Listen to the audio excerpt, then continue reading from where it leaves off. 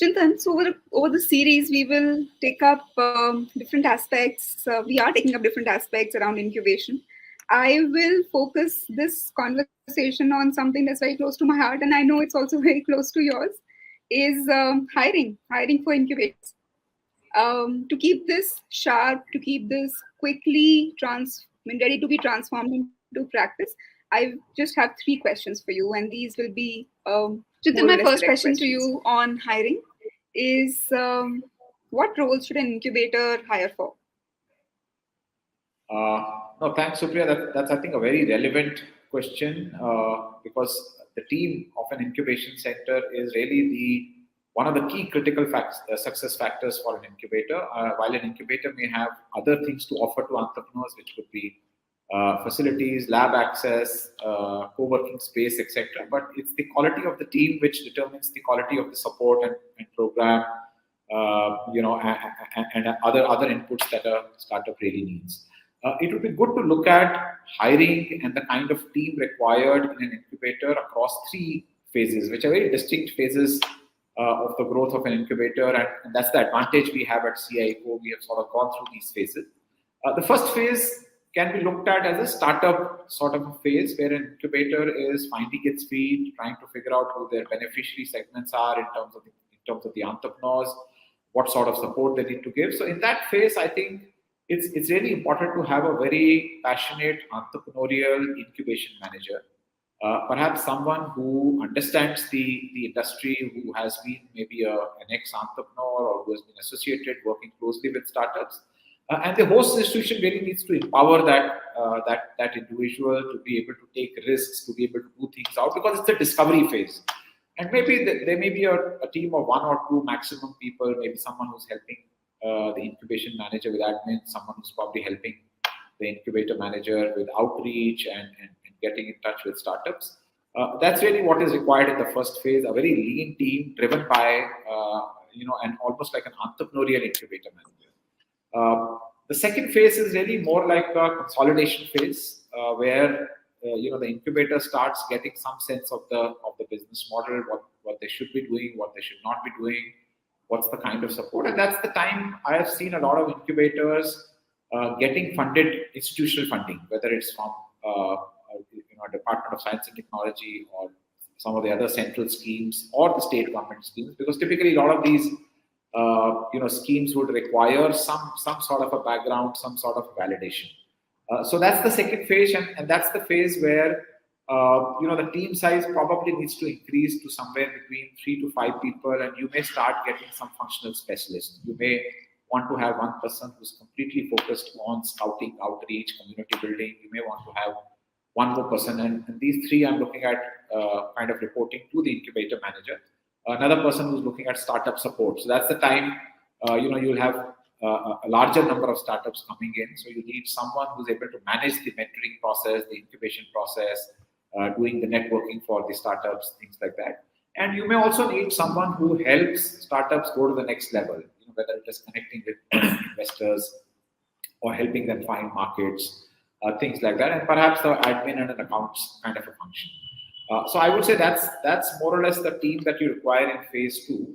And then third is probably more like a growth phase, where your business model is sort of established, and now you have validated a lot of the elements through the government/institutional funding. And now you want to kind of be on your own. So that's the time I've seen incubators going for CSR funding, corporate funding, other kind of non-governmental, direct governmental sort of funding, and that's the time they would also go into the more value-added elements of support, whether it is funding, whether it is very close portfolio management, post-funding, helping them raise the follow-on rounds, things like that. So at that point, you may need one or two people who understand investments, who are focused on supporting startups with funding, helping them raise follow-on funding, portfolio management, etc. And you may also want to strengthen your program team, which is where a lot of the scouting and support comes in. So instead of one person, you may want to have someone senior and maybe someone who's handling the more of the event management and the coordination and being overseen by a manager or a senior manager. So more or less a slightly more kind of a scaled up version of the structure that emerges in phase two, but with some specialized functions like investments and business development and startup support, etc. Got it. Very, very comprehensive, Chintan, and so many nuggets to take home from there. Essentially, we're saying that phase one, you look for more entrepreneurial people. Phase two becomes operational heavy, and phase three is when you start building more specialization, grow high. I mean, grow up in hierarchy as well as horizontally. Great. I will ride on that question and on that answer to ask my next question. Where do you find these people? How do you pitch to your potential employees then? So yeah, I think that's the key, and especially for incubators which are located, as you said, maybe not in the metros in tier two, tier three cities. So there again, I think if we look at phases, we probably get more clarity. In the first phase, which is really the a crack entrepreneurial sort of a team, my sense is that most incubators should be able to find people from the local ecosystem or people who are sort of from the region, but maybe working outside. Let's say if it's a Patna where an incubator is being set up, so someone who is from the city and is working in a startup in Bangalore or Delhi and wants to come back and contribute to the ecosystem. So people like those could be kind of hired as incubation managers. For the more junior roles, I'm sure there'll be enough people within the local ecosystem to be available, to be made available. One of the important things, of course, for the incubator at this stage is to engage with the ecosystem as much as possible, because that's how you get to know who are the ecosystem players, mentors, etc., or folks who are part of the ecosystem who may want to join the team. So that's the phase one. As you mentioned, in the phase two and further phases, it becomes slightly more organized, more formal. So there we'll have to maybe look beyond the city.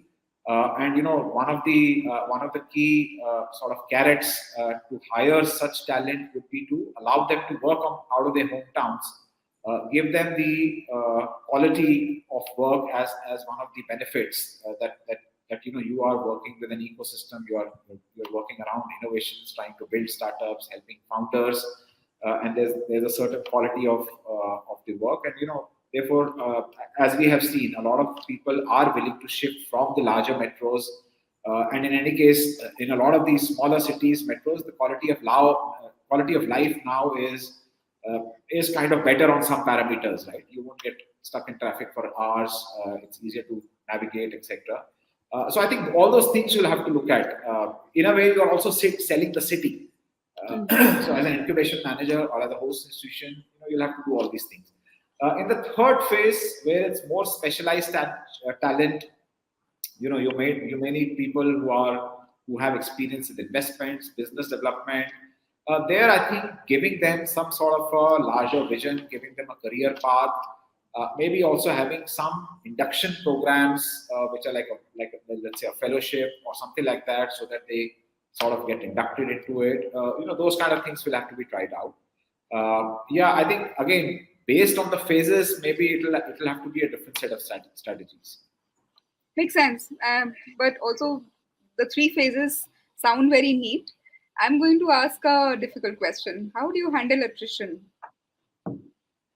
I think that's again a very, very relevant question, because the incubation industry, if I may use the phrase, is a fast growing industry. There's a good amount of flux. There are new incubators getting set up. There are some incubators which are not active anymore. So therefore, in fact, my first comment would be that some degree of attrition is a way of life in the sort of incubation acceleration industry. So I think it will be fine if there is some manageable degree of attrition. One should not get overly worried about it. But I mean, like in any other company or organization, it's very important to be able to give the larger picture, to give the big picture to the team which joins in. And that's why the first phase becomes important, because that's where your strategy and vision and what you want to do, your sort of product market fit is getting validated. And that's the vision which is important for hiring the team in phase two and phase three. So that's one critical element. I think the other critical element, and that's a boon for incubators because they're working with startups which have a very entrepreneurial and a very open and a very dynamic sort of a culture, is to adopt that culture. It's also important for entrepreneurs to see that culture and become comfortable when they are working with an incubator, and it also has the collateral benefit of creating that stickiness point for the teams to stay. Right? They know that the culture here is one of the things, even though we may not be paying them that much that they would get working in a corporate, in a Delhi or a Bombay. But the culture is something which is which provides that stickiness. So yeah, and I think the third element, again related to culture, would be that the incubator team, even if it's part of, let's say, an educational institution, let's say a very traditional education institution, as long as they have autonomy, they are operating in a very independent manner. They, while the values maybe need to be aligned to the host institution, but they have a culture of their own, and it's a very young, youthful, dynamic culture. That culture also provides that binding factor. Finally, I would say that having clear OKRs or targets or goals for each of the team members, especially when we move into phase 2 and phase 3, is very important. I mean, that's like a standard hygiene HR practice, but I've seen a lot of incubators not do that well. But I think it needs to be done, especially when an incubator goes into phase 2, and definitely when an incubator is in phase 3. So each of the team members need to have a clear idea of what their OKRs and targets are. And it will be different. So someone who's handling programs will have a different set of targets. Someone who's handling startup outcomes and fundraising will be different. But I think they need to be there. Wonderful. This is very, very helpful, Chintan. And if I could take a minute to quickly summarize some of the key points that you've shared today. One, of course, is an incubator must identify what stage of their evolution they're at, and their hiring strategy, or at least their organizational design, will be very different. So in the first phase, you will require more entrepreneurial people. Their expectations from them will be very different as compared to phase 2, which is more operations heavy. And phase 3, of course, you start thinking like a strategic organization, so to say. I fully believe in the power of trying to attract local talent, because that's where I suppose there's also more drive to be able to contribute to the local ecosystem, and folks tend to draw their motivations from a bigger pool, so to say. And then and of course, the third question around handling attrition. I completely agree with you, and this is what at least both of us see in incubators, seeing themselves as project organizations, but that doesn't go too far.